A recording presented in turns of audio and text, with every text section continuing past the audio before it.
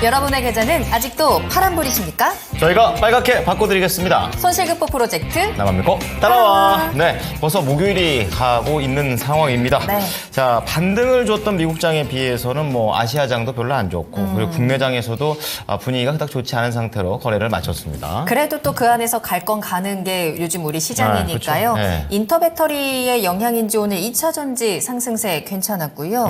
반도체, 뭐 학회 관련 종목들도 계속해서 좀 순환매 돌면서 강한 모습은 유지하고 있더라고요. 네, 그렇습니다. 하지만 이제 이런 분도 계실 거예요. 오늘 내가 수익을 좀 못 내는 게 시장이 어려워서니까 또 지수가 낮기 때문에 내가 안 되는 거야. 뭐 이렇게 얘기를 하신다면 그런 걱정은 이제 좀 접어두시고 네. 오늘 남이따에서 잘 가는 종목들이 왜 잘 가는지 좀 분석도 좀 해보시고 네. 그리고 더 갈 종목들은 또 어떤 것들이 있는지까지 한번 같이 가보시기 바랍니다. 네, 자 그럼 오늘 함께해 주실 두 분 소개해드리겠습니다. IS의 박수범 이사님, 토마토 투자클럽의 김근우 전문가님 함께할게요. 안녕하십니까? 안녕하십니까? 반갑습니다. 반갑습니다. 자, 또 김근우 전문가님께서 네, 또 오늘 새롭게. 이 스튜디오가 굉장히 환합니다. 들어오자마자 뭐지 새로운 남자 앵커인가?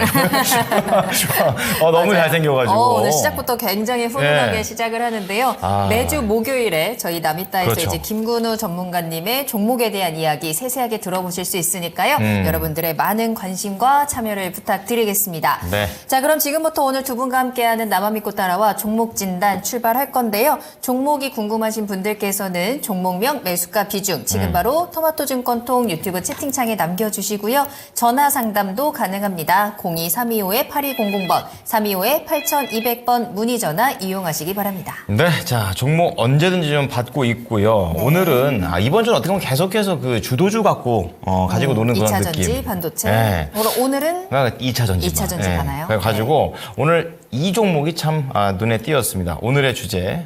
보겠습니다. 삼성이 되겠습니다. 삼성. 네. 예. 삼성 SDI죠. 오늘 시초가는 이제 못 본다. 그러니까요. 예. 오늘 삼성 SDI가 굉장히 강한 모습을 보여줬습니다. 그렇습니다. 인터배터리의 가장 큰 주인공이라고도 할 수 있을 것 전고체. 같은데요. 맞아요. 예, 그렇습니다. 이제 내년부터 46파이 원통형 배터리를 양산하겠다라는 부분이 발표가 되면서 네. 오늘 장중에 굉장히 강한 상승세 보여줬고요. 네. 13% 급등입니다. 세상에. 전고체 배터리의 선두주자다라는 타이틀을 가지고 있긴 하지만 그동안 차트를 보시면 계속해서 내려왔거든요.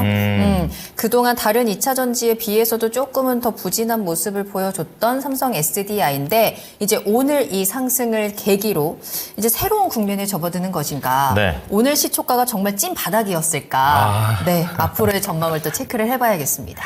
시총이 28조가 넘습니다. 네. 이렇게 커다란 종목이 13%라뇨. 예, 굉장히 많이 올랐고. 자, 이제는 셀업체에서도 갑자기 확 존재감을 보이고 있습니다. 네. 이것과 관련해서 삼성 SDI 이제 올해 지금 사도 될까? 아니면 사지 말까? 해서 한번 여쭤보도록 하겠습니다. 네. 자, 박수범 이사님, 삼성 SDI 살까요? 말까요? 네, 사야죠. 올해 살까요? 올해 사자. 좋아요. 네네. 예.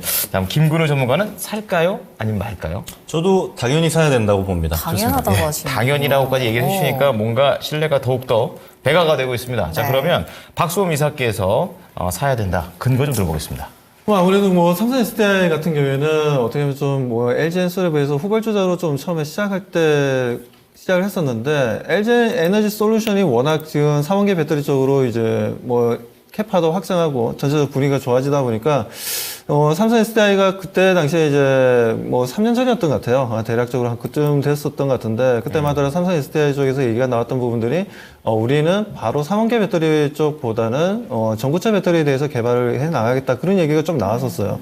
근데 그런 부분들이 오늘 시장에 상당히 좀 많은 좀 영향을 좀 주었다라고 봅니다. 오늘 무려 13%나 상승하는 부분들에 있어서 물론 지금 46파이에 대한 관심도가 좀 높아지다 보니까 갑자기 이 부분에 있어서 지금 현재 높아진 이유는 따지고 보면요. 지금 4680이라는 이제 배터리가 지금 들어가는 게 지금 현재 테슬라의 지금 사이버 트럭에 들어갑니다. 들어가는데 이 사이버 트럭에 들어가는데 이게 지금 현재 그것도 배터리를 자체적으로 생산한 거였어요. 테슬라 쪽에서. 그런데 이 부분들을 최근에 이제 더 이상 못 하겠다, 못 만들겠다라고 얘기했어요. 테슬라에서. 왜? 수율이 너무 안 나와가지고. 불량품이 너무 그쵸? 많이 나온다는 거죠. 불량품이 너무 많이 나와가지고 만들면 만들수록 이게 너무 손실이 너무 크다 보니까. 그래서 최근에 LG 엔솔 쪽으로 4680을 납품해달라고 요청이 했던 걸로 알고 있습니다. 그렇기 때문에 이제 사이버 트럭 같은 경우에도 이제 들어가는 게 이제 4680 배터리가 이제 LG 애니 솔루션 제품이 좀 들어간다는 거죠.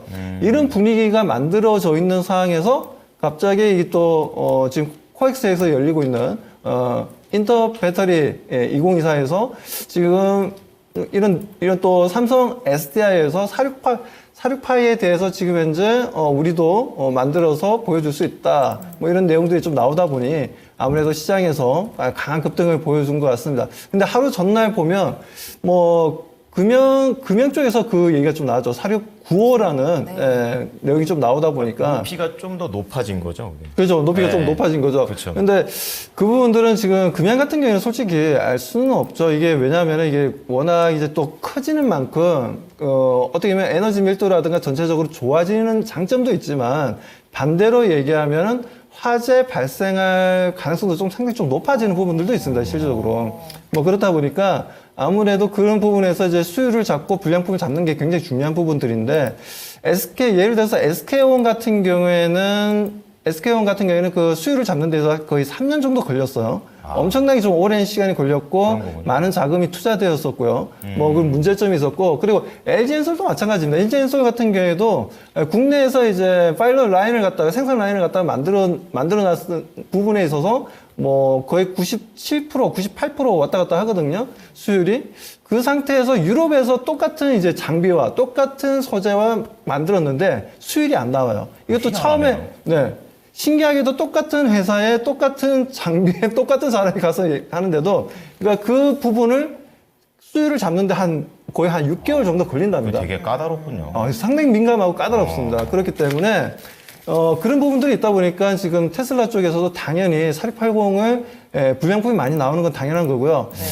금양이 어제 얘기가 나왔을 때만 하더라도 이건 이제 내년 1월 달에 그 공장이 완공이 되고 전체적으로 이제 제대로 된 설비가 갖춰졌을 때 생산하겠다는 얘기가 나왔는데 제가 봤을 땐 금양은 좀 어렵지 않나라고 솔직히 생각합니다. 수율적인 부분에서. 그렇죠. 그걸 어떻게 잡아나갈 건지가 상당히 문제가 될 거라고 저는 보고 있고 오히려 지금 삼성 SDI 같은 경우에는 그 부분을 지금 집중적으로 파고들어서 우리가 4680을 만들어내겠다라고 46파이죠, 정확하게는. 46파이가 관련된 이슈가 나왔다라는 거는 그만큼 이 3원계 배터리 쪽으로도 관심이 좀 높아진 부분이라고 봅니다. 그러니까 삼성 SDI가 그동안 전고체 배터리 관련된 이슈도 상당히 좀 강했었지만 다시 3원계 배터리 쪽으로 해서 원통형 배터리 46파이도 우리가 지금 현재 만들어서 납품을 하겠다는 얘기가 나왔다는 부분들. 그러다 보니 전체적으로 많은 종목들이 움직여요. 전고체 배터리도 움직였고, 그리고 어느 정도 이 3원계 배터리 관련된 소재 부품 장비 쪽도 같이 움직이는 분위기였고요. 오늘 하루 정말 좀 좋은 움직임이 만들어졌는데, 뭐 이런 부분들도 있었고요. 그리고 실질적으로 이제 간밤에 뭐 뉴욕 증시에서 엘버말 독일 회사인데 이 회사 아시다시피 이제 리튬에서 이제 세계 1위 업체입니다. 이 회사가 또 주가가 9%나 또 급등했어요. 전날에는 또 급락했다가 마이너스 한 17%까지 급락했다가 다시 9% 급등으로 전환되었는데 리튬값 회복세나 뭐 이런 것 쪽인가요? 그렇죠. 뭐 그런 부분들이 있다 보니까 뭐 다시 한 번 더 이 2차 전지가 오늘 하루 좀 훈풍을 좀 받았고 대체적으로 좀 좋지 못한 분위기에서 그런 2차 전지에 좀 집중되는 흐름들이 좀 나왔다는 부분들이 있어서 저는 삼성 SDI가 오늘 좀 13%나 올라갔다? 이건 상당히 좀 그래도 좀 의미 있는 흐름이었다고 보여지고요. 앞으로 삼성 SDI가 그리고 또 전고체 배터리에 대해서 지금 현재 2027년도에 양산을 해서 납품하겠다는 얘기가 좀 나왔죠. 뭐 그런 부분들은 또 우리 전문가님이 또 자세히 또 설명해 주실 거니까 뭐 그 부분들 제가 일단 넘기시네요. 조사 안 한 건 패스하고 제가 너무 많은 걸 얘기하는 것 같아가지고 별 걱정을 다 하십니다. 제가 다 얘기해버리면 또 얘기할 내용이 없으실까봐. 그러시군요. 그래서 전고체 부분에 있어서는 자세한 설명 한번 더 들어보시기 바랍니다. 알겠습니다. 자, 어쨌든 지금 상승의 초입이다. 약간 이렇게 좀 말씀을 해주셔가지고 기대가 되는데요. 네. 자, 김건우 전문가께서도 당연히 사야 된다. 이렇게 얘기하셨습니다. 좀 자세히 들어보겠습니다. 네. 먼저 우선 그 이사님이 중요한 얘기는 많이 해주셔가지고 네. 저는 좀 간단하게 요약해서 좀 말씀을 드려보겠습니다. 좋습니다. 저는 우선적으로 지금 봐야 되는 지점이 이런 거라고 봐요. 사실 삼성 SDI 그 전에 인터배터리 2024에서 우리가 기대했던 측면, 이야기가 나와야 될 측면들이 나왔냐 안 나왔냐. 사실 여기에 다 포커스를 두고 있었거든요. 근데 오늘 중요한 내용 중에서 대부분을 삼성 SDI가 독차지했고 네. 사실 어제까지만 해도 인터배터리 2024에서 주인공은 금형이었단 말이죠. 맞아요. 근데 금형은 지금 이제 관심이 좀 떨어지면서 사라졌죠. 삼성 SDI가 주인공으로 올라왔다라고 저는 지금 바라보고 있고요. 거기에는 이제 원통형 배터리 이제 46파이 배터리 말씀 주셨지만 이게 이런 측면이 있어요. 기존에 이제 2170 배터리 쓸 때에 비해서 그럼 얼만큼 좋아졌냐. 이런 측면도 꼭 우리가 따져봐야 되는데 먼저 에너지 밀도는 5배 증가합니다. 네. 출력은 6배. 그리고 사실 이게 제일 중요해요. 이 주행 거리가 16%가 이제 상승한다라고 일단 이야기가 나오고 있기 때문에 사실 전기차의 이제 고질적인 문제를 해소하는 방향으로 가고 있다라는 지점. 멀리 간다. 이게 그렇죠. 이제 중요한 지점이 좀 해소가 됐다라는 거고. 그리고 또 하나 우리가 요구했던 측면이 있습니다. 이제 두 번째가 LFP 배터리는 그러면 언제 할 건데? 이런 거였거든요. 그쵸, 그쵸. 왜냐하면 이제 전 세계적인 수요가 LFP 쪽으로 일부 발생하고 있단 말이에요. 그리고 점점 커지고 있는데. 그럼 우리는 어떻게 할 것인가 이런 측면이 중요했었는데 이것도 하겠다고 이야기했습니다. 26년부터 개발 아닙니다. 양산할 수 있다라고 이야기를 했고 그리고 마지막으로 이제 꿈의 배터리라고 부르는 전고체 배터리예요. 전고체 배터리도 한다 얘기 많았습니다. 게다가 전고체 배터리 얘기 나오면 항상 중심에 있던 게 삼성 SDI였는데 그러면 삼성 SDI 입에서 오늘 나왔냐? 나왔습니다. 27년부터 양산하겠다고 이야기가 나왔고 아까 말씀드렸던 이제 46파이 46파이 배터리 같은 경우는 25년, 그리고 26년에 LFP, 27년에 전고체 배터리까지 해서 야. 사실 우리가 궁금해하고 우리가 주로 포커스했던 내용들은 삼성 SDI가 다 이야기했기 때문에 지금은 삼성 SDI 완살 이유가 없다. 게다가 오늘 보면요. 삼성 SDI 혼자 올라갔냐? 그렇지 않습니다. 필에너지까지 상한가 가고 2차 전지 사실 소수의 이제 양극재 종목들을 제외하고는 거의 다 올라갔어요. 네. 그만큼 오늘 하루 증시를 2차 전지가 주도했고 그 중심에는 삼성 SDI가 있었고요. 이거는 좀 참고사항으로 좀 말씀을 드리자면 네. 사실 삼성 SDI 오늘 거래대금 7천억입니다. 7천억 넘었어요. 근데 7천억 정도 되는 거래대금 최근 삼성 SDI가 언제 발생했냐면 21년도 1월입니다. 그때 21년도요? 무슨 일이 그렇죠. 있었죠 그때? 근데 이제 3년도 더 됐죠. 코로나 때. 네. 그 당시에 7천억대 거래대금이 있었고, 그러니까 시장의 관심도가 그때 이후로는 오늘이 가장 큰 날이다. 그래서 아마 단기 관점으로 보시는 분들도 지금 삼성 SDI 비롯해서 2차 전지 많이 보실 거고, 네. 그리고 사실 삼성 SDI 지금 차트 보면 아시겠지만, 보유하고 계신 분들 중에 수익 중인 분은 많이 없을 거예요.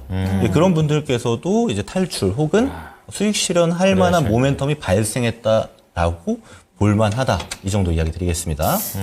오늘의 상승이 확실하게 좀 무언가를 좀 의미를 담고 있는 상승이었던 것 같습니다. 반짝은 아닌 것 같아요. 네. 그동안 2차 전지에 대해서 우리가 좀 답답했던 부분들을 좀 긁어준 삼성 SDI가 그쵸. 상승을 하면서 이제 다른 종목들까지 2차 전지 힘을 불어넣어주고 있는데 그러면 이제 궁금한 건 그럼 삼성 SDI를 사야 하느냐? 아니면 그 주변에 있는 전고체 관련주라든지 네. 다른 종목들을 사야 되느냐 이제 투자 전략이 궁금해지는 거거든요. 그렇습니다. 종목으로 조금 더 구체적으로 살펴보면 어떻게 접근을 하면 좋을까요? 네, 관련 종목들이 많이 있죠. 그 첫 번째로 저는 말씀드리고 싶은 게 이제 이수 스페셜티 케미칼을 좀 말씀을 좀 드리고 싶습니다. 국내에서 이제 항암 리튬을 유일하게 생산해낼 수 있는 회사죠. 그런 부분들에 있어서 동사에 대해서 좀 볼 필요가 있다라고 말씀 좀 드리고 싶은데 주가적인 움직임들도 한번 좀 오늘 보게 되면요. 최근 들어서 주가 움직임이 상당히 좀 강합니다. 올해 들어서 지금 6월 달부터 상한가도 한번 갔었고요. 이 종목이. 그리고 추세적으로도 계속해서 상승 추세를 좀 보여주고 있는 상황이에요. 그 정도로 지금 현재 오늘도 7% 정도의 상승 분위기가 만들어지고 있고 무엇보다도 상승하면서 지금 평균 거래량이 지금 증가하고 있다라는 겁니다. 이런 부분들을 봤을 때는 이수 스페셜티 케미칼 같은 경우에는 전고체 배터리에 대한 관심도가 높아지면 높아질수록 주가의 상승에 대한 기대감은 상당히 좀 높아질 거고 그 부분에 있어서 외국인과 기관들의 매수세도 꾸준하게 물량이 좀 들어올 것으로 좀 기대를 하고 있습니다. 그래서 이런 종목들도 좀 관심을 좀 가져보는 게 좋다라고 말씀드리고 또 그리고 두 번째로 우리가 보면 이제 레이크 머티리얼즈라는 회사가 있습니다. 우리가 레이크 머티리얼즈 같은 경우에는 다들 뭐 좀 IT 소재 쪽을 좀 만드는 회사로 좀 알고 계실 거예요. 뭐 반도체 소재라든가 아니면 뭐 디스플레이 소재라든가 여러 가지 소재를 만드는 회사인데 이 회사에 또 자회사가 있습니다. 자회사가 보면 이제 그 레이크 테크놀로지라는 회사가 있어요. 이 회사에서 지금 전고체 배터리 관련해서 소재 사업을 진출하겠다라고 이제 발표를 했습니다. 그렇기 때문에 레이크 머티리얼즈도 어떻게 보면 하나의 또 전고체 배터리 관련된 수혜주라고 좀 볼 수 있는 부분들이죠. 뭐 그런 부분들에 있어서 레이크 머티리얼즈의 주가 움직임들도 우리가 관심 있게 좀 볼 필요가 있다는 말씀드립니다. 그리고 CIS 같은 경우에는 뭐 장비주로서 뭐 다들 알고 계실 겁니다. 전고체 배터리에 대한 장비에 있어서는 CIS가 워낙 그 과거에도 화려한 주가 움직임을 좀 보여주기도 했었고 다시 한 번 더 지금 현재 좀 주목을 좀 받고 있는 분위기인 것 같아요. 그래서 CIS 같은 경우에도 우리가 주가적인 움직임들 뭐 최근 들어서 다시 상승 추세를 좀 잘 만들어내고 있습니다. 보시는 것처럼 뭐 이틀 전에 같은 경우에는 거의 25%까지 올라갔다가 이틀 정도 지금 이제 행보 구간을 좀 만들어주고는 있는데 흐름도 좋습니다. 거래량도 잘 형성되고 있고요. 그리고 수급적인 분위기도 외국인과 기관들의 수급의 움직임이 양호하기 때문에 CIS에 대한 관심도도 장비주들에 대한 관심도도 높일 수 있는 상황이기 때문에 좀 관심을 가지자. 라고 말씀을 좀 드리고 싶습니다. 자, 거기에다 이제 KNS라는 또 회사가 또 하나 있습니다. KNS 같은 경우에도 지금 현재 보게 되면 뭐 동사 같은 경우에는 이제 뭐라고 해야 되나요? 뭐 4680 배터리 관련해서 뭐 이쪽에서 이제 음극이랑 양극 비전 검사기라든가 그리고 뭐 측정기들을 이제 만드는 회사인데 동사의 주가 움직임도 한번 좀 보도록 하겠습니다. 뭐 KNX고요. 작은 종목이군요. KNX라는 회사인데 KNS. 네, KNS라는 회사인데 지금 보시는 것처럼 주가가 계속 내려왔어요. 상장한 이후로. 네, 상장한 이후로 계속 내려왔습니다. 상승한 적이 한 번도 없는 것 같은데. 네, 그렇죠. 네. 거의 주무시고 계신 상황이죠, 지금. 그렇죠. 네. 지금 널브러져서 주무시고 계시다가 깜짝 놀라가지고 오늘 갑자기 주가가 좀 올라왔어요. 거래량도 많이 좀 늘어났고요. 76만 주가 늘어났고 오늘 장중에는 무려 뭐 24%까지 올라갔다가 뭐 12% 거의 약 13% 정도에서 마감이 되긴 했지만 그래도 이 정도의 수급의 변화를 보여주고 이 정도의 일봉상 상승을 보여줬다라는 건 앞으로 상승에 대한 기대감을 높일 수 있다라는 관점에 있어서 우리 개인 투자자분들도 KNX라는 회사도 하나의 또 관심을 좀 삼성 SDI와 관련해서 관심을 좀 가져야 되는 종목이구나라고 생각해 주시면 되겠습니다. 좋습니다. 근데 이사님 그러면 추가로 네네. 삼성 SDI에 대한 가격 전략을 한번 좀 체크해 주실 수 있을까요? 저는 지금 이제 갑자기 급등이 나와서 얘네도. 그렇죠. 이 삼성 SDI에 대해서 우리 네. 개인 투자자분들도 오늘 깜짝 놀라셨을 거예요. 그동안은 이제 LG엔솔 아니면 그 뭐 포스코 그룹주들 아니면 뭐 거의 에코프로 그룹주들을 많이 보셨을 텐데 그렇죠. 갑자기 좀 삼성 SDI가 뜬금없이 또 13%나 쭉 올라오다 보니까 많은 관심을 좀 가지실 텐데 저는 그렇게 생각하고 있습니다. 이 부분들이 뭐 단기적으로 봤을 때는 어느 정도 지금 이제 전방 산업이 지금 이제 좋지 못한 건 사실이긴 하지만 그래도 지금 현재 뭐 지금 비아드도 마찬가지고 중국 업체들이 지금 현재 우리나라 시장을 비롯해서 그리고 이제 북미 시장을 또 진출하기 위해서 멕시코에다 지금 공장을 또 짓고 있고 그리고 유럽 시장도 지금 현재 진출해서 시장 점유율이 최근 들어서 원래는 1.1%였는데 작년 같은 경우에는 5.5%까지 올라왔고 약 120만 대 이상의 전기차를 작년에 수출을 보여줬습니다. 그렇기 때문에 뭐 그런 부분들이 생기다 보니까 아무래도 배터리 2차 전지 배터리에 대한 관심도도 상당히 좀 높아질 수밖에 없다라고 저는 판단하고 있고요. 뭐 그런 부분들에 있어서 뭐 지금 하이브리드 자동차도 지금 판매량이 상당히 좀 잘 이루어지고 있고 그리고 국내에서 지금 보게 되면 수입차 중에서도 50% 이상의 하이브리드 차량들이 판매가 잘 되고 있습니다. 벤츠가 되었던 뭐 BMW가 되었던 뭐 아우디가 되었던 뭐 어떤 브랜드의 뭐 차량이 되었던 간에 하이브리드 차량의 50%가 이상이 고객들이 지금 현재 수요가 지금 현재 증가하고 있다는 부분들 이런 부분들을 통해서 저는 제가 봤을 때는 삼성 SDI도 상당히 긍정적이다고 말씀드리면서 지금 목표가는 일단 단기적으로 봤을 때는 그래도 적어도 좀 60만 원 이상 좀 올라갈 것이다라고 좀 판단하고 있습니다. 지금 이제 시가총액 28조 원 정도 하고 있거든요. 네. 28조 정도인데 이제 40만 원 초반이기 때문에 뭐 그렇다면 이제 뭐 거의 50% 정도는 약 50% 정도 더 올라갈 수 있다라는 관점이죠. 뭐 그렇게 본다면은 약 50% 정도 더 올라간다면 약 시가총액 그래도 40조 이상은 좀 올라가야 되지 않나라고 말씀드리고 싶습니다. 네. 삼성 SDI에 대해서도 굉장히 긍정적인 전망을 함께 체크해 주셨고요. 자, 그럼 우리 전문가께서도 이제 꿈의 배터리 전고체와 관련된 종목들 과연 어떤 것들을 좀 눈여겨보고 계시는지 궁금합니다. 네, 우선 저는 사실 전고체 배터리도 좋아하는데 네. 오늘 좀 다른 종목들 가져봤습니다. 그리고 삼성 SDI를 사도 저는 될 것 같다라고 보는데 그러면 수혜주는 어떤 거 꼽을 수 있느냐 이런 측면으로 좀 이야기를 드려볼게요. 예. 먼저 첫 번째는 오늘 상한가 들어갔던 필에너지입니다. 네. 필에너지가 이제 내가 이제 뭐 하는 애들이냐면 노칭 공정 장비 제조하는 애들이거든요. 근데 그 노칭 공정을 보면 두 개로 보통 나뉩니다. 첫 번째가 이제 슬리팅 공정, 그리고 두 번째가 노칭 공정입니다. 그럼 필에너지가 사실 이 두 개의 공정의 장비를 둘 다 공급해요. 그 중에서 중요한 점이 이제 슬리팅에서는 이런 점이 있습니다. 삼성 SDI에서 이제 슬리팅 공정을 쓸 때 쓰는 장비는 필에너지가 독점 공급, 단독으로 공급해요. 이 점이 중요한 점이고, 두 번째가 이제 노칭 공정인데, 노칭 공정 어떻게 이해하시면 되냐면, 좀 쉽게 말해서 이겁니다. 이제 극판이 있어요. 극판을 다 쓸 수가 없고, 이제 좀 잘라서 써야 됩니다. 필요 없는 부분 띄고, 필요한 부분만 챙기는 건데, 그럼 이제 잘라내는 방식이 보통 이제 프레스 방식이라 그래서, 이제 색종이 가위로 자르듯이 비슷한 방식입니다. 틀로 딱 꽉 눌러가지고. 그렇죠. 잘라버리고. 잘라내는 방식인데, 근데 이게 사실 문제가 많았어요. 뭐가 문제였냐면, 예를 들어서 이제 프레스를 많이 쓰게 되면 이제 프레스 부분이 좀 마모가 될 수 있겠죠. 이 점이 있고, 두 번째가 이겁니다. 그러니까 잘린 단면이 달라질 수가 있어요. 다 일정해야 되는데. 그러니까 이런 측면이 좀 리스크로 작용을 했었었는데. 또 수율이군요, 그렇게 그렇죠. 되면. 수율이 되는 거죠. 네. 근데 필에너지가 이제 레이저 노칭 장비를 이제 개발을 했습니다. 그래서 이제 필에너지 같은 경우는 오늘 이제 2024 인터배터리에서 어떤 이야기 했냐면, 레이저 노칭 장비 우리 거 쓰면은 그러니까 생산 똑같이 했을 때 생산성 25% 올릴 수 있다.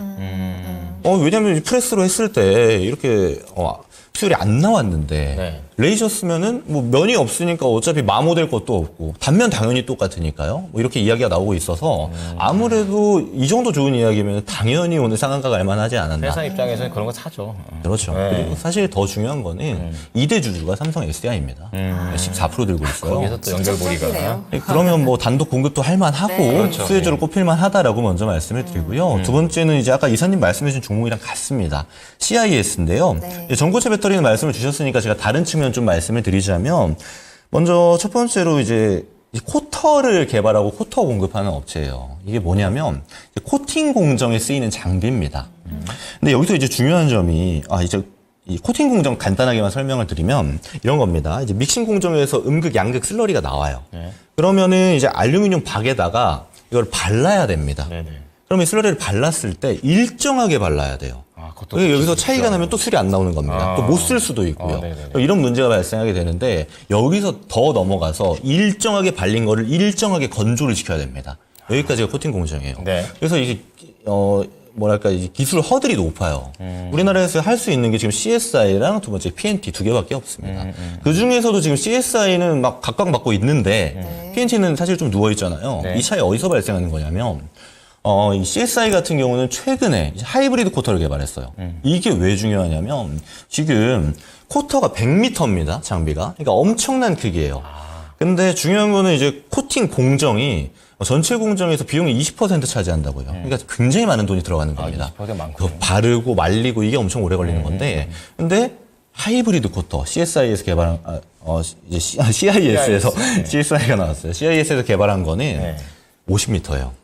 그러니까 길이는 반으로 줄이고 효율은 똑같이 나오겠다는 겁니다. 그래서 당연히 공정에 들어가는 비용이 줄어들 것이고 이를 메리트로 삼겠다라는 게 CIS 얘기거든요. 그래서 CIS 같은 경우가 지금 차트만 봐도 저는 굉장히 좀 좋게 보여요. 사실 많이 올라간 것 같습니다만 이제 주봉상 보면 사실 박스권에 아직은 갇혀 있는 모습이에요. 그래서 올라갈 자리도 많이 남았고 뭐 차트 상태도 양호하다라는 점 같이 좀 말씀드려 보고요. 세 번째로 좀 수혜주로 꼽은 거는 여러분 잘 알고 계시겠지만 에코프로비움입니다.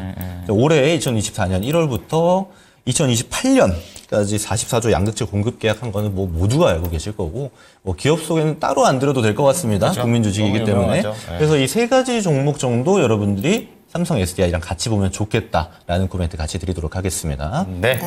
자, 오늘은 삼성 SDI, 그러니까 전고체 배터리와 관련해서 새로운 관심들이 시장에 몰렸던 하루가 되겠습니다. 자, 그만큼 다 올랐기 때문에 어떤 종목을 봐야 될까 고민이 됐다면 이 박수범 이사의 이수 스페셜티 케미컬, 레이크 머티리얼즈, CIS 그리고 KNS 한번 보시면 될 것 같고요. 김구루 전문께서도 이 밸류 체인 쪽으로 필에너지 그리고 CIS 그리고 에코프로비엠 이렇게 또 말씀을 해드렸으니까 투자하실 때 참고하시기 바랍니다.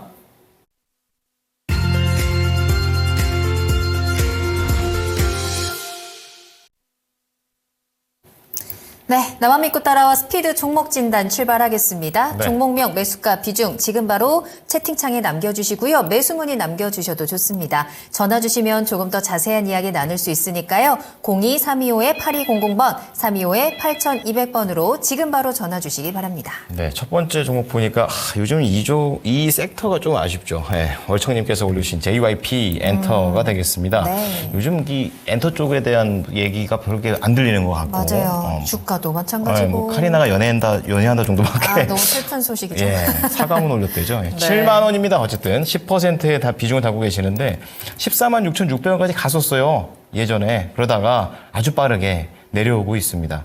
자, 그런 상황에서 이제 손절을 해야 되는 건지 빠르게 내려오니까 오히려 이게 추가 매수에 대한 기회가 될 수 있을지. 야, 차트 보니까 진짜 많이도 내려왔습니다. 알아보도록 하겠습니다. 자, 이사님, 보니까 굉장히 쭉 내려와서 회복이 거의 안 되는 것 같아요. 어떻게 봐야 되겠습니까? 네, 그렇습니다. 뭐 단기간에 많은 조정을 올해 좀 보여주고 있는 게 좀 엔터 쪽이 아닌가라고 좀 보여집니다. 뭐 네. 지금 JYP뿐만 아니라 뭐 SM이라든가 하이브라든가 다 차트 모양들이 다 비슷비슷해요. 지금 이제 다들 지금 이제 하락폭을 좀 키워 나가고 있는 흐름들인데 문제는 어디가 지금 현재 정확한 저점이라고 얘기하기가 조금 어렵다라는 겁니다.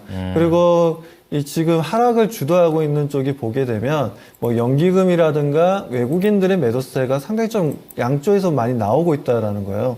뭐 그렇기 때문에 이들이 지금 현재 매수로 좀 전환을 해줘야 그래도 어느 정도 기술적으로 반등이 나오든 아니면 추세적인 반등이 나와서 저점을 좀 잡을 텐데 아직까지 그 신호를 아직 저희가 지금 볼 수가 없어서 지금 당장 우리 시청자님이 보셨을 때 혹시나 가지고 계신 분들 입장에서는 이게 빨리 좀 반응이 나왔으면 좋겠다라고 생각하시는 분들도 꽤 많으실 겁니다.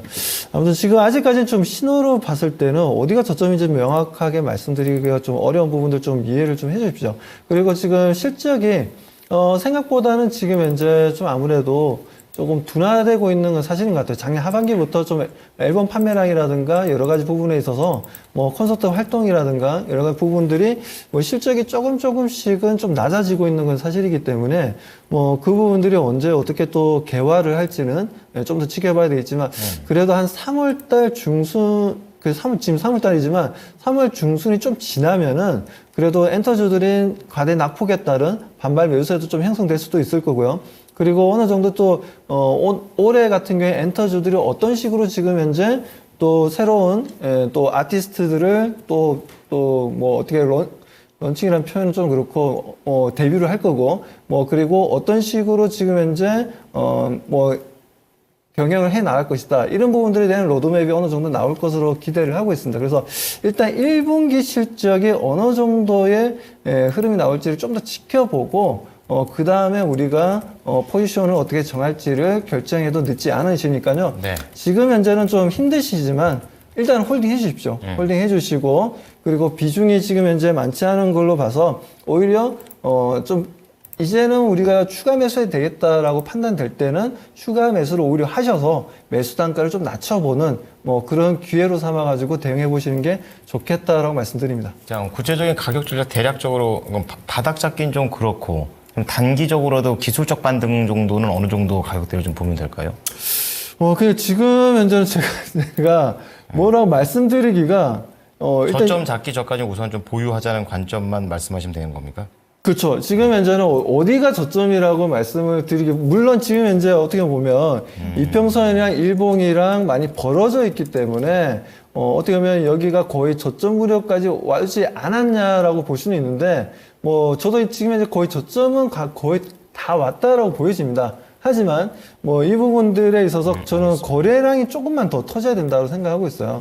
그래서 지금 오늘 같은 경우에도 114만 주 정도 좀 거래량이 형성되는 분위기였는데, 이 정도의 흐름보다는 좀 제가 원하는 건 거래도 한 300만 주 이상의 거래량이 좀 형성되면서 추세적인 변화를 줄 수 있는 수급이 좀 만들어져야 된다라고 좀 네. 보고 있습니다. 그렇기 때문에 그 부분들이 만들어진다면 그때가 바로 저점이고 하나의 또 우리가 추격 매수를 해서 매수 단가를 좀 낮출 수 있는 기회가 있지 않나라고 말씀드리고 싶습니다. 네, 우선 단기적으로 뭔가 이 확실한 전략을 내기에는 기다려야 될 재료들이 많습니다. 수급의 변화도 좀 필요하고요. 1분기 실적과 관련해서도 잘 나오게 되는 건지 체크를 하신 다음에 바닥을 만들 때 다시 한번 저희에게 문의를 주셨으면 좋겠습니다. 네.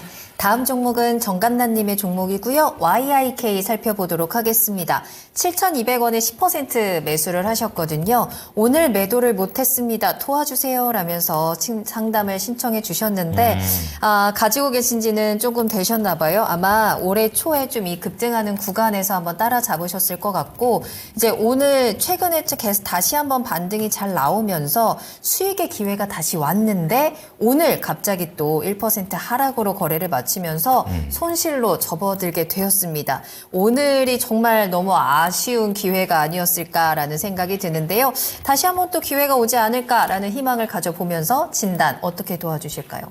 네, 우선은 이런 말씀 좀 간단하게 드려야 될 것 같아요. 종목은 잘 고르셨어요. 네. 근데 가격이 좀 아쉽죠. 어떤 측면이냐면 일단 YIK 자체가 받고 있는 모멘텀이 어떤 거냐가 중요합니다. 사실 CXL과 함께 올라온 종목이에요. CXL 얘기가 나오자마자 거의 대장급 움직임 보여줬고 당시에만 해도 당시라고 해도 얼마 안 됐습니다. 뭐 작년 말 12월 이때부터 출발한 종목이거든요. 뭐 대장주 주도주급의 움직임을 보여주다가 눌림 이후에 다시 상승하는 거란 말이에요. 이거는 일반 상승이랑 좀 차이가 있습니다. 왜냐하면 눌림 이후에 정고점대를 다시 돌파하는 모양이잖아요. 이런 건 기술적으로 의미가 있어요. 왜냐하면 보통 우리가 쌍봉이라든지 이런 뭐 헤드앤숄더라든지 패턴을 많이 보잖아요. 고점을 찍고 다시 찍고 내려오는 패턴들. 근데 이 상태에서 죽지 않고 다시 올라간단 말이에요. 기술적으로 의미가 있다라고 먼저 말씀을 드려보고요. 제가 가격이 좀 아쉽다고 했습니다. 뭐냐면 사실 이 흔한 쌍봉이에요. 올라갔다가 다시 한번 그 가격 터치하는 거. 그러면 눌렸을 때 오히려 볼 수 있는 찬스가 있다라는 겁니다. 그럼 그때는 안 잡고 아마 이 고점을 잡으신 것 같아요. 저는 이 지점이 조금 아쉽다라고 먼저 말씀을 드리고요. 그게 아니고 혹시나 근데 의견 주신 걸 보니까 오늘 못 팔았다고 하시는 걸 봐서 오늘 사고 오늘 팔고 이런 건 아닌 것 같습니다. 과거에부터 있었는데 그러면 비중을 추가할 타이밍도 있었다라는 얘기예요. 제가 이 말씀을 왜 드리냐면 YIK를 샀을 때 그 이유 타당한 이유가 저는 이런 거라고 봅니다. CXL이 갖고 있는 비전이라든지 모멘텀 그리고 시장이 주목하고 있는 거래량이라든지 거래 대금 이런 것들이 판단 근거가 되었을 텐데 사실 남들이 팔 때 사고 사야 될 때는 또 사지 못했어요.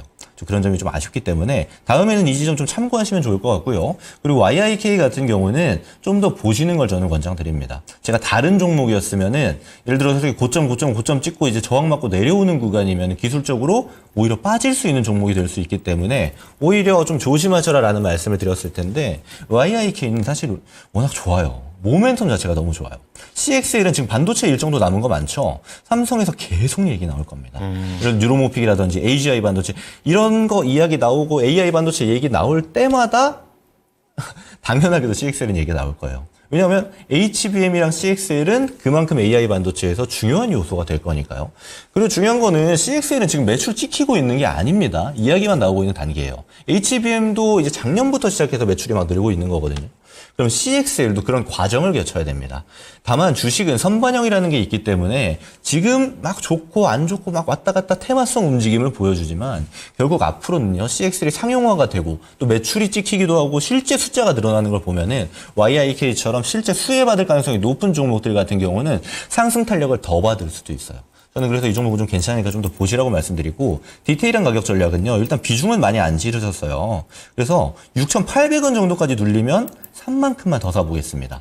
다만 뭐 주식이라는 게 뭐 완벽한 100%는 없잖아요. 이 5,800원까지 눌리면 이 종목은 정리할게요. 그리고 1차 목표가 만약에 6,800원까지 와서 비중을 좀 더 실었는데 다시 상승한다. 그럼 단기적으로는 이 8,000원 구간 오면은 1차적으로는 일부 비중을 정리하시는 걸 권장드리도록 하겠습니다.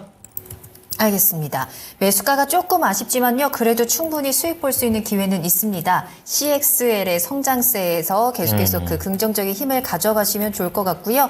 가격 전략은 6,800원에서 추가 매수하시면서 8,000원에서 수익 실현하시고 5,800원 아래로 내려가면 손절가 한번 체크해 보시기 바랍니다. 네, 다음 종목은 아주 굵직한 종목 하나 체크해 보도록 하겠습니다. 이 요즘 제약바이오 하면 학회 얘기가 제일 많이 연결이 되는 것 같은데 또 비만 치료제 쪽은 학회가 좀 아니더라도 굉장히 또 하나의 큰 시장으로서 각광을 좀 받고 있습니다.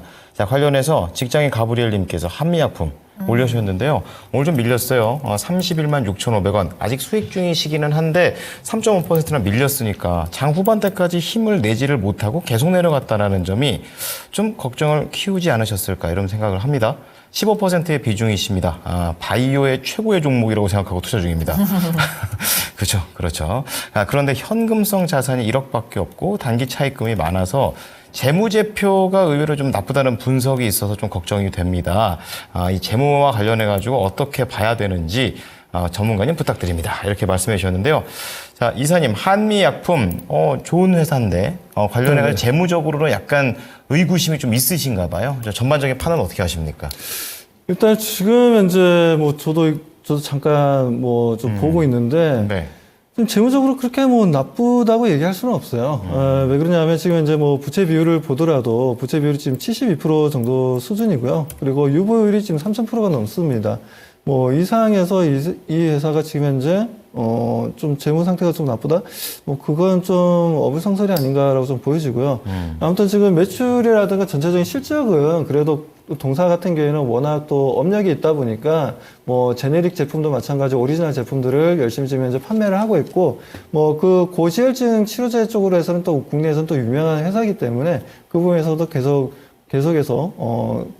매출은 꾸준하게 잘 나오고 있다라는 말씀을 좀 드리고 싶습니다. 네. 뭐 그리고 지금 이제 뭐 경영권 관련해서 지금 OCI랑 지금 이제 합병 관련된 이슈가 있는데 이거 아직 결론은 안 났습니다. 결론은 안 났는데 뭐 조만간 좀 결론이 나지 않겠냐라고 좀 보여지고요. 뭐 그 부분들을 좀 더 확인할 필요가 있다라고 저는 보고 있고 뭐 지금 이제 걱정하시는 뭐 재무적인 부분들은 전혀 걱정할 필요는 없다라고 말씀을 좀 드리고 싶네요. 네. 네.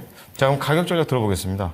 네, 가격 전략은 지금 현재 뭐 주가 움직임이 오늘 좀 마이너스 3.5% 정도 내려오면서 이평에서 조금 약간 지지되는 움직임을 좀 보여주긴 했습니다. 그러면서 31만 6,500원까지 좀 내려왔는데 제가 봤을 때는 지금 현재 좀 약간 좀 뭐라 해야 되나요? 강한 상승도 없고 강한 하락도 없는 지금 박스피 움직임을 계속해서 가져가고 있다라고 좀 보여집니다. 뭐 그렇기 때문에 지금 한미 사이언스와 그리고 OCI 홀딩스 간의 뭐 합병 문제가 어떻게 좀 해결될지 뭐 이 부분들이 조만간에 좀 발표가 되면 정확한 포지션이 좀 정해질 것 같아요. 그렇기 때문에 지금은 말씀하셨다시피 뭐 재무적인 부분들은 전혀 문제가 안 되기 때문에 그 부분들 좀 생각하지 마시고 일단 제가 봤을 때는 OCI랑 지금 이제 한미 사이언스 간에 어떻게 결론이 나는지가 상당히 중요하기 때문에 그 부분이 하나의 투자에 상당히 중요한 포인트라고 말씀드리고 싶습니다. 그러면은 지금 박스권이면 상단이 34만 5천 원, 하단이 한 31만 원 정도 사니까 그 정도의 기술적 움직임을 이해하면 되겠습니까? 네, 그 정도에서 제가 봤을 때는 뭐 계속 주가는 왔다 갔다 할 수 있다라고 보여집니다. 그리고 뭐 앞에서 앵커님이 좀 말씀하셨다시피 네네. 지금 비만 치료제라든가 그런 부분에서 어떻게 보면 국내에서 가장 좀 활발하게 또 개발을 열심히 하고 있는 회사입니다. 뭐 그렇기 때문에 뭐 그런 이슈가 또 뭐 나아지게 되면 또 동사일은 또 주가 상승에 또 좋은 또 자극제가 좀 될 수도 있는 부분들이기 때문에 네. 지금 거래량도 그렇고 지금 이제 어떻게 보면 크게 변화가 없어요. 거래량도 마찬가지고 주가의 움직임도 마찬가지고 그렇기 때문에 지금 네.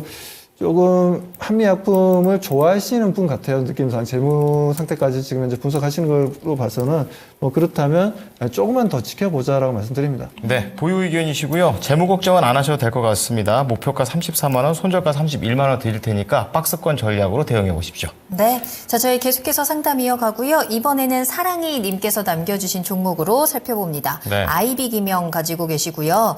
2,650원에 비중 30% 담으셨습니다. 근데 계속해서 최근에 좀 하락하고 있는 부분을 좀 많이 걱정하고 계시거든요. 수급도 좀 같이 확인을 해주셨는데 외국인이 사는데 왜 주가는 이렇게 떨어지는지 모르겠다라는 댓글까지도 남겨주셨습니다.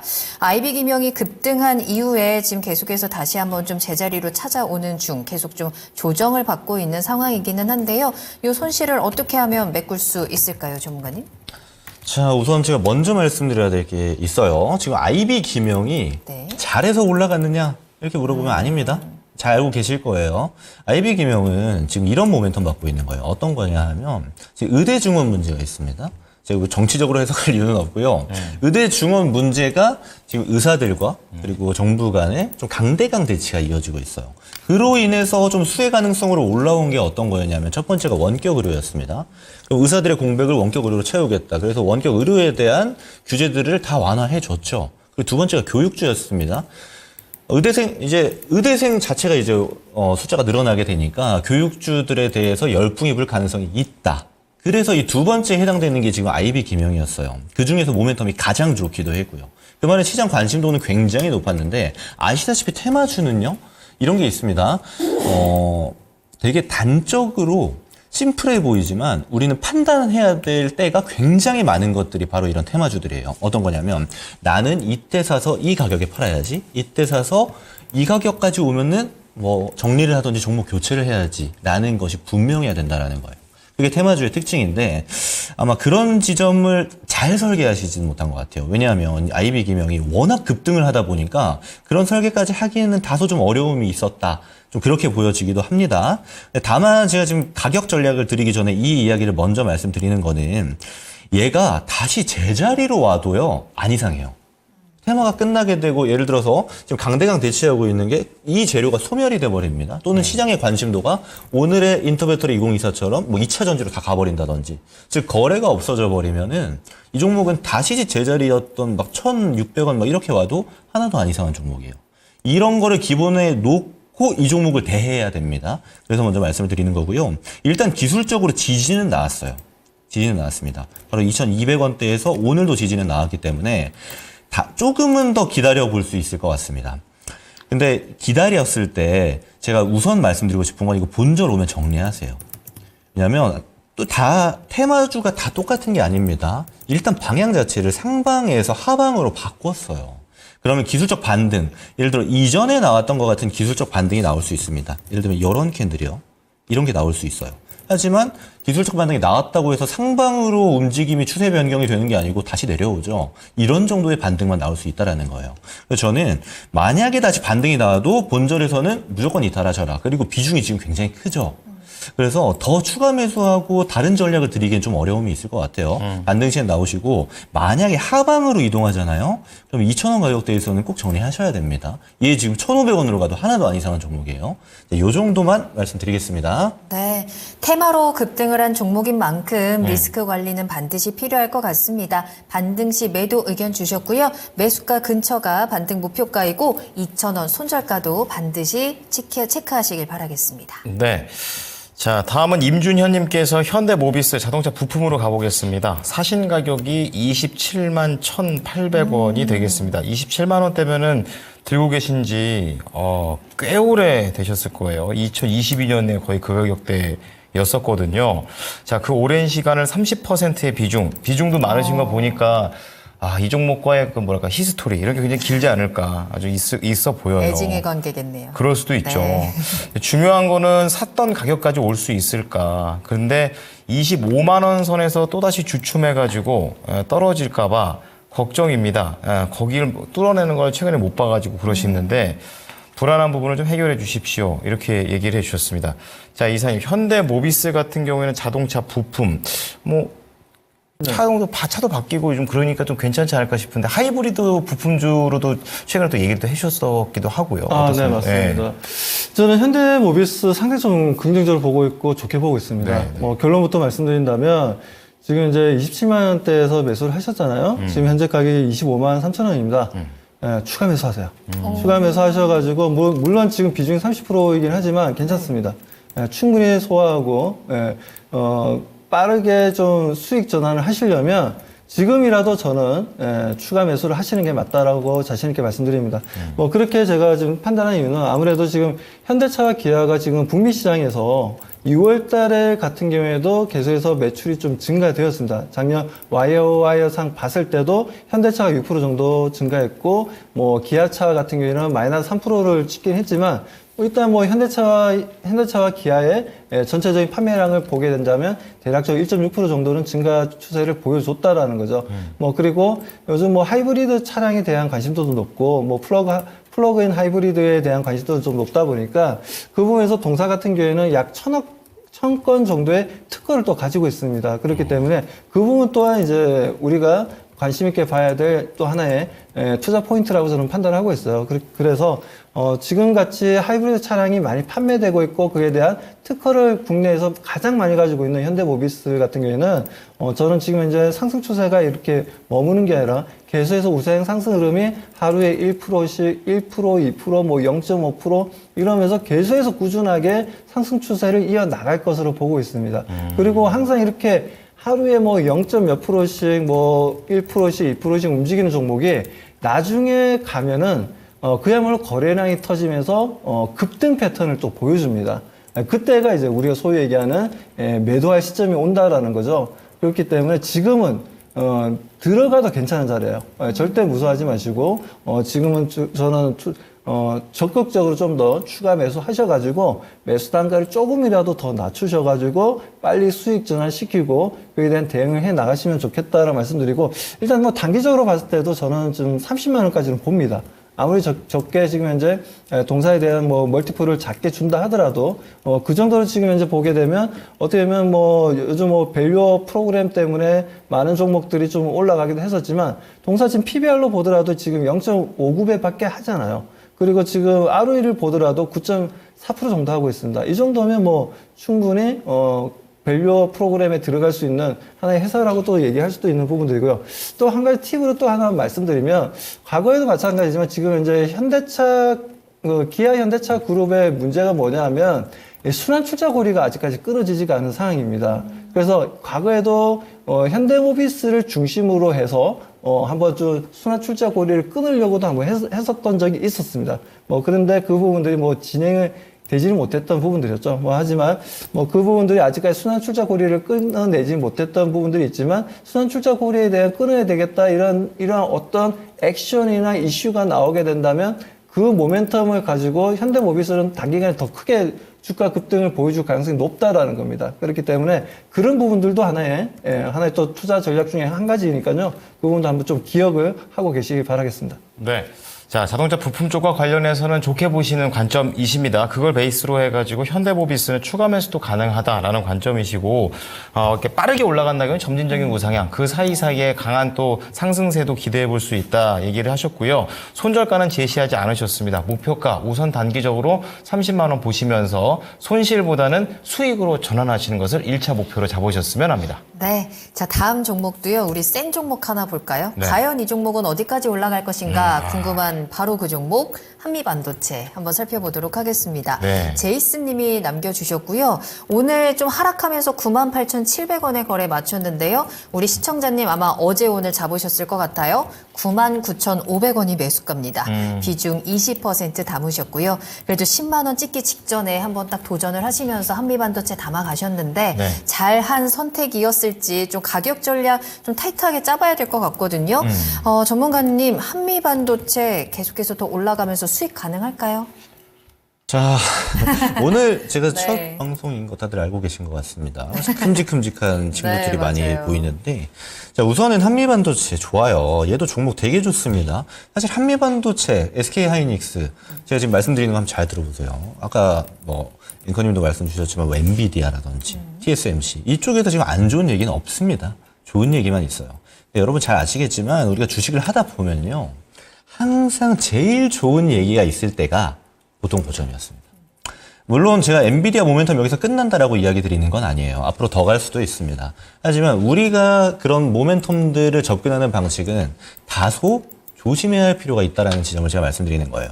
근데 게다가 지금 이제 신청 주신 분께서는 굉장히 이제 공격적입니다. 역사상 최고점을 돌파했는데 역사상 최고점을 돌파할 때 사셨어요. 이제 그러다 보니까 어떤 측면이 있냐면 항상 최고점대에서 움직이는 종목들은 변동성이 큽니다.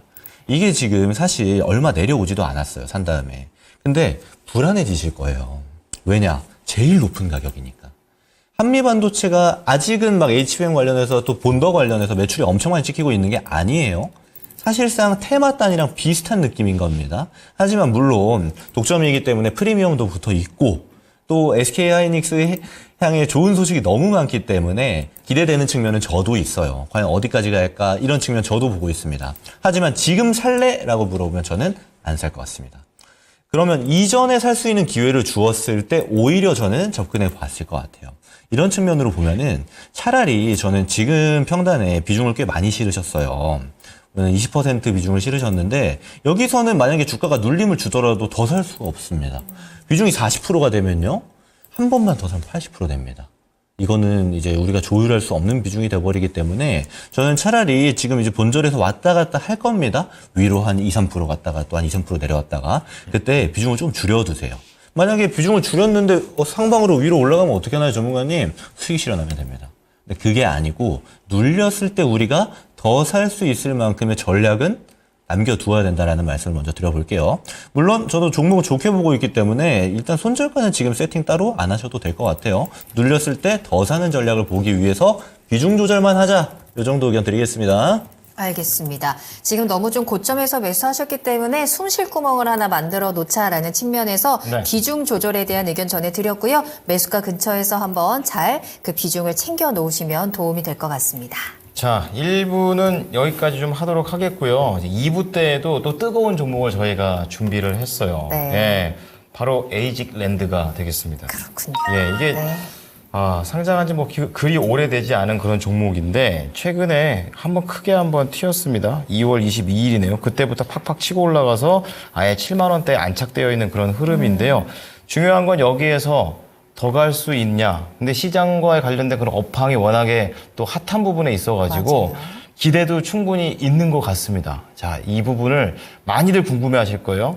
오히려 지금이 사야 되는 타이밍일 수도 있겠다는 생각 하실 텐데 자세히 한 거는 2부 때 저희가 알아보도록 하겠습니다. 네, 저희 쉬는 시간 동안 또 좀 궁금하신 종목들 종목 상담 신청 남겨주시고요. 네. 저희는 잠시 후에 돌아오겠습니다. 계속해서 나만 믿고 따라와. 따라와.